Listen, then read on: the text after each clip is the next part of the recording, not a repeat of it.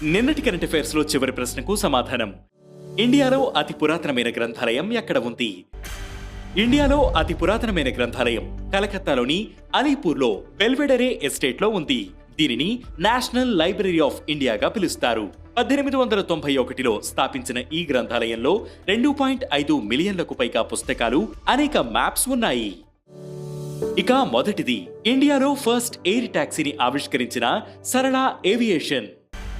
బెంగళూరుకు చెందిన startup company Sarla Aviation Bharat Mobility Global Expo 2025లో తన ప్రోటోటైప్ ఎయిర్ టాక్సీ శూన్యాను ఆవిష్కరించింది. గంటకు 250 కిలోమీటర్ల వేగంతో ప్రయాణించే ఈ ఎయిర్ టాక్సీలో 6 ఒకేసారి ప్రయాణించవచ్చు.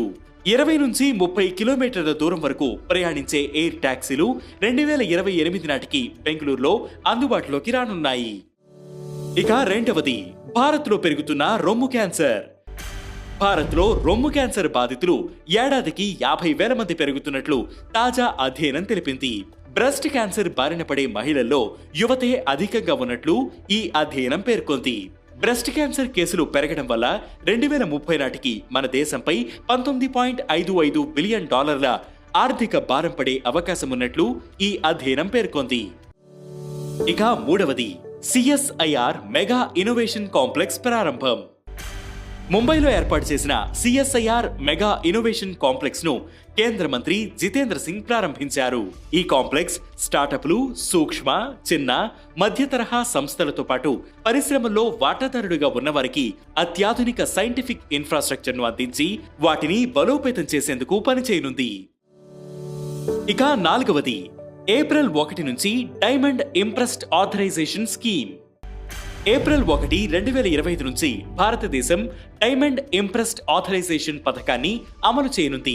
వజ్రాల తయారీదారులు స్థానిక ప్రాసెసింగ్ సౌకర్యాలను ఏర్పాటు చేసేందుకు ఈ స్కీమ్ ఉపయోగపడనుంది. తయారీదారులు 1/4 క్యారెట్ కంటే తక్కువ ఉన్న వజ్రాలను ఎలాంటి పన్ను చెల్లించకుండా దిగుమతి చేసుకోవచ్చు. అర్హత కలిగిన ఎగుమతిదారుల్లో 2 స్టార్ ఎక్స్పోర్ట్ హౌస్ హోదా, $15 మిలియన్, అంతకంటే ఎక్కువ వార్షిక ఎగుమతులు ఉన్నవారు ఉన్నారు. ఇక ఐదవది, రాజస్థాన్లో విజృంభిస్తోన్న H5N1 ఏవియన్ ఫ్లూ. రాజస్థాన్లోని జైసల్మేర్ జిల్లాలో H5N1 ఏవియన్ ఫ్లూ విజృంభిస్తోంది. జనవరి 11 నుంచి ఇప్పటి వరకు 33 కొంగలు మరణించినట్లు అధికారులు తెలిపారు. చైనా, మంగోలియా, కజకిస్తాన్ నుంచి 4,000 కిలోమీటర్లు ప్రయాణించి వచ్చిన కుర్జాన్ కొంగలు ఇక్కడ చనిపోతుండటంపై అధికారులు ఆందోళన వ్యక్తం చేశారు. అక్కడే బర్డ్ ఫ్లూ కూడా విజృంభిస్తోన్నట్లు తెలిపారు. ఇక ఈ రోజు కరెంట్ అఫైర్స్ క్వశ్చన్, ఎక్సర్సైజ్ గరుడ శక్తి 24 ఏ దేశాల మధ్య జరిగింది? ఈ ప్రశ్నకు సమాధానం మీరే కామెంట్ చేయండి.